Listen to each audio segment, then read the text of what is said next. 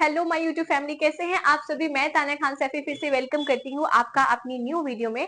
तो I hope आपकी preparation बहुत ज्यादा अच्छी चल रही होगी और आपको हर चीज प्रोवाइड की जा रही है टाइम टू टाइम। बहुत सारे प्लेटफॉर्म हैं जो कि आपकी हेल्प कर रहे हैं, आप अच्छे से पढ़ रहे होंगे ताकि आपका एग्जाम क्लियर हो जाए। जिसकी जो ख्वाहिश है उसको वो वाला कॉलेज मिल जाए। आई होप आप लोग बहुत अच्छे से मेहनत करो, क्योंकि हर साल बच्चे आते हैं, मेहनत करते हैं, किसी को कॉलेज मिलता है किसी को नहीं मिलता, बट कोई बात नहीं। इस बार आपको बहुत अच्छे से मेहनत करनी है ताकि आपका जो गोल है वो कंप्लीट हो पाए, चाहे आप किसी प्राइवेट कॉलेज में लेना चाहते हो या फिर आप गवर्नमेंट कॉलेज में लेना चाहते हो। तो हम बात कर रहे हैं उस बीएससी नर्सिंग में एंट्रेंस, बीएससी नर्सिंग के एंट्रेंस की, जो कि हमारा जून में होने वाला है। ठीक है, तो अभी एग्जाम के ज्यादा दिन तो आपके पास बचे नहीं हैं, क्योंकि अभी आप लगा लो अभी फरवरी चल रही है और आधी फरवरी, इसे आप हटाओ, मार्च अप्रैल मई, जून में आपका एग्जाम कंडक्ट कराया जाएगा। तो आपके पास सिर्फ 3 महीने हैं। 3 महीने अगर लगाकर देखें तो सिर्फ वो 90 दिन है।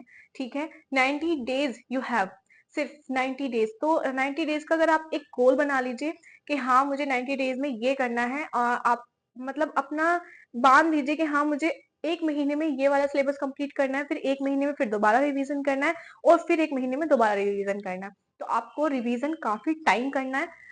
ऐसा नहीं है कि आपने सिर्फ अभी से धीरे धीरे धीरे करो और आप जाके मई तक अपना सिलेबस कंप्लीट करो। नहीं, सिलेबस आपको अप्रैल तक, लास्ट आपको सिलेबस कंप्लीट करना पड़ेगा।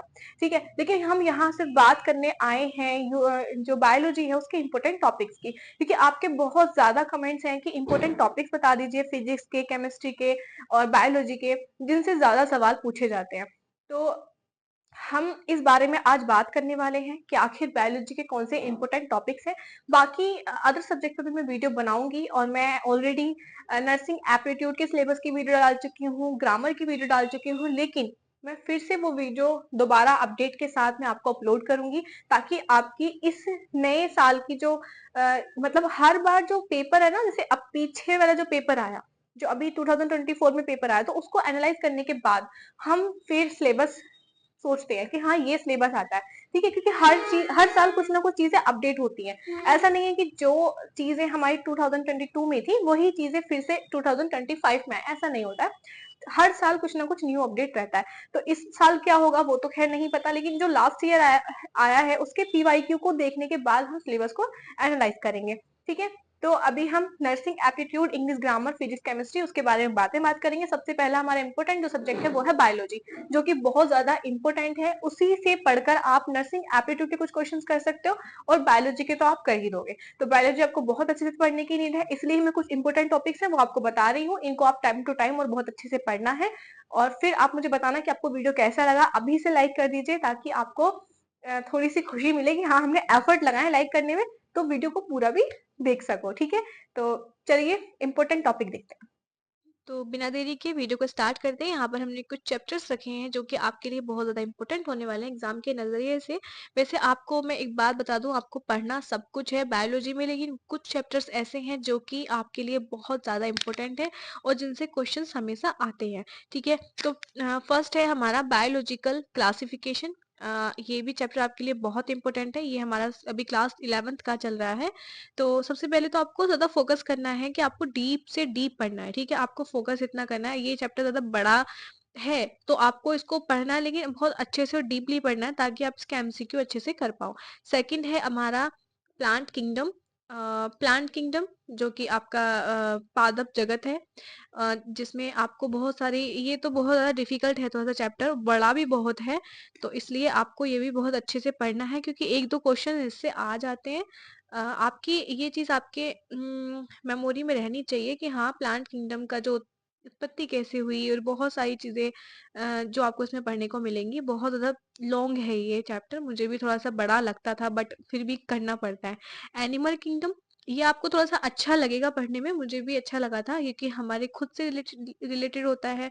एनिमल्स की जो चीज़ें होती हैं वो हम इजीली पढ़ पाते हैं, लेकिन प्लांट्स को लेकर हम थोड़ा सा कंफ्यूज ही रहते हैं और थोड़ा सा डिफिकल्ट भी लगता है। एनिमल वाला कर लेंगे। फिर है स्ट्रक्चरल ऑर्गेनाइजेशन एनिमल्स। ठीक है, फिर है हमारा सेल। सेल तो सबसे ज्यादा इम्पोर्टेंट है, अगर कोई सबसे ज्यादा चैप्टर इम्पोर्टेंट है ना तो वो मैं मानती हूँ सेल।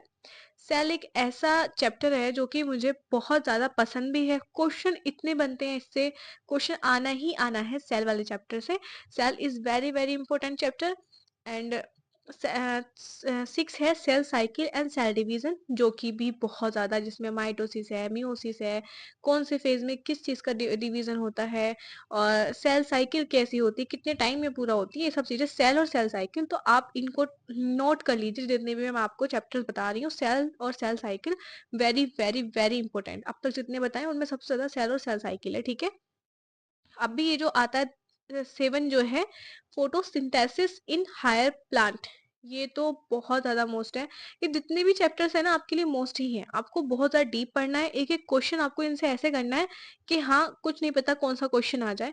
इसलिए बहुत डीप पढ़ना है, एक-एक लाइन आपको एनसीईआरटी की रट देनी है, बहुत अच्छे से पढ़ना है ताकि आप इनसे अगर कोई क्वेश्चन बने तो आप कर दो। क्योंकि जब मैंने एग्ज़ाम दिया था तब भी फोटोसिंथेसिस वाले में से एक तो आया था और मेरा गलत हो गया था आई थिंक, कि ग्लूकोज कैसे कन्वर्ट होता है, और भी बहुत सारी चीजें होती हैं। मतलब थोड़ा सा मुझे लगता है कि इसको पढ़ने की ज्यादा नीड है। सेल साइकिल आप इजीली समझ जाओगे, बट फोटोसिंथेसिस आपको थोड़ा सा डीप पढ़ने की जरूरत है। इसमें कुछ इक्वेशंस भी होती हैं, वो आपको पढ़नी है, ठीक है? कि जो प्लांट्स होते हैं वो कैसे क्रिया करते हैं, फोटोसिंथेसिस मतलब प्रकाश संश्लेषण में, ठीक है? 8 है यहाँ पर रेस्पायरेशन इन प्लांट्स, प्लांट्स में रेस्पायरेशन कैसे होता है, ये भी आपको पढ़ लेना है। वैसे इंपॉर्टेंट ये हो गए 3 अभी। अ, और फिर है प्लांट ग्रोथ एंड डेवलपमेंट, एक प्लांट की कैसे ग्रोथ होती है और कैसे डेवलपमेंट होता है। 10 है यहाँ पर respiration and exchange of gases, ठीक है? जो हम सांस कैसे लेते हैं और गैसों का एक्सचेंज कैसे होता है, ये अभी के लिए भी इम्पोर्टेंट है और आगे आने वाले टाइम के लिए भी आपके लिए इम्पोर्टेंट है। अगर आप अभी से कोई भी चीज़ डीपली पढ़ लेते हो ना, तो आपको नर्सिंग में अगर आप एडमिशन लोगे उसके बाद आपको कोई प्रॉब्लम नहीं होगी और आप बहुत अच्छे स्टूडेंट बन सकते हो वहाँ जाकर। क्योंकि मैं भी एक अच्छी स्टूडेंट हूँ, क्योंकि मैंने बहुत सारी चीज़ें बहुत अच्छे से पढ़ ली थी। बायोलॉजी बेसिकली, बायोलॉजी से ही सारी हमारी नर्सिंग है ना, है फिजियो है, हमारी सारी बायोलॉजी पर ही डिपेंड रहती है। थोड़ा डीप वहाँ पर पढ़ाते हैं, ठीक है? 11 है यहाँ पर हमारा बॉडी फ्लूइड्स एंड सर्कुलेशन, ठीक है? ये भी इम्पोर्टेंट चैप्टर है, ठीक है? आगे बढ़ते हैं, ठीक है?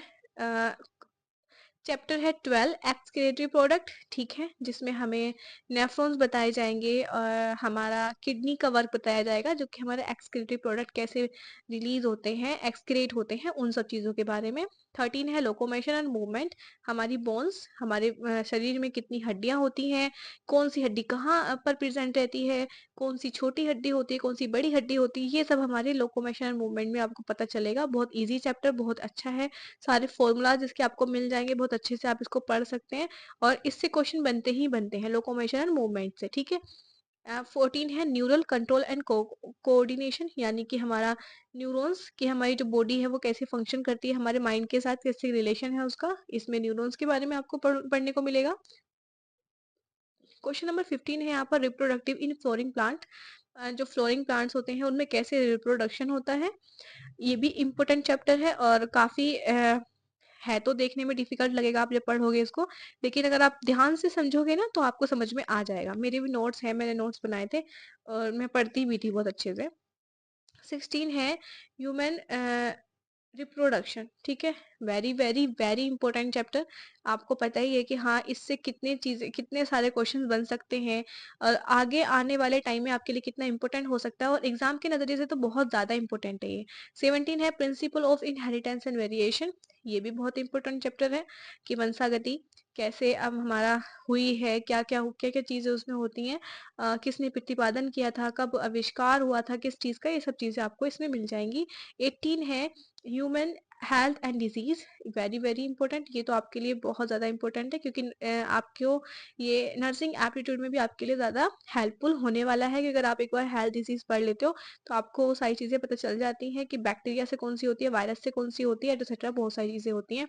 तो आपको इस चैप्टर में आपको देखने को मिल जाएंगी। मैं आपको सच में प्रेफर करूंगी कि आप इस चैप्टर को तो टाइम टू टाइम रिवाइज करें, पढ़ लें, अभी से स्टार्ट कर दें, ठीक है? ठीक है, आगे बढ़ते हैं। चैप्टर है हमारा मोलिकुलर बेसिस ऑफ इनहेरिटेंस, ठीक है? ये भी चैप्टर बहुत इंपॉर्टेंट है।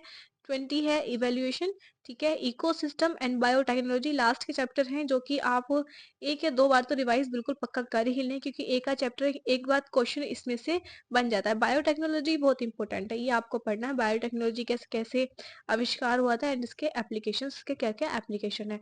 तो ये मेरे सारे इंपॉर्टेंट चैप्टर हैं और आई होप आपको ये सब चीज़ें समझ में आ गई होंगी, कैसे-कैसे आपको पढ़ना है, कैसे प्रिपरेशन करनी है।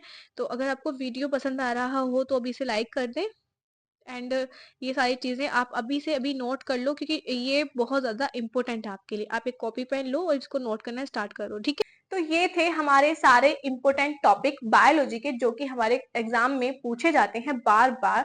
तो आपको इनको पढ़ने की बहुत ज़्यादा ज़रूरत है, बहुत अच्छे से पढ़ने की ज़रूरत है।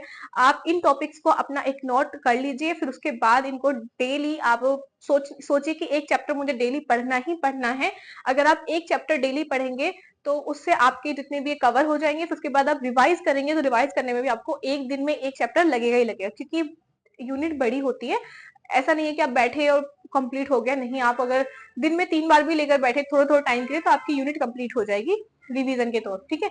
तो इसलिए आपको अभी से तैयारी शुरू कर देनी है, आपको डिले बिल्कुल नहीं करना है, क्योंकि आपके पास ज़्यादा टाइम नहीं है। जब मैंने तैयारी की थी तो मैं जनवरी से लग गई थी, और जनवरी से लेके जून के लास्ट जिस दिन एग्ज़ाम था उससे 1 दिन पहले से जब मैंने पढ़ाई छोड़ी थी, उसके दौरान मैंने कुछ भी काम नहीं किया था, कुछ भी, मतलब मैं सब चीज़ें अवॉइड करती थी। मैंने स्नैपचैट, इंस्टाग्राम, हर चीज़ मैंने छोड़ दी थी, ना किसी शादी कोई शादी अटेंड की थी, सब चीज़ें मैंने अवॉइड की थी। तो आप भी कीजिए, अपनी तैयारी को बेहतर बनाइए, और अगर आपका सिलेक्शन होता है, तो इसमें सबसे ज़्यादा खुशी मुझे होगी और अदर्स टीचर्स को होगी, जो आपके लिए मेहनत करते हैं। तो इसलिए थैंक यू सो मच मेरी वीडियो को यहाँ तक देखने के लिए। अगर अभी भी आपको कोई डाउट है, कमेंट है, तो आप कमेंट कर सकते हैं। मैं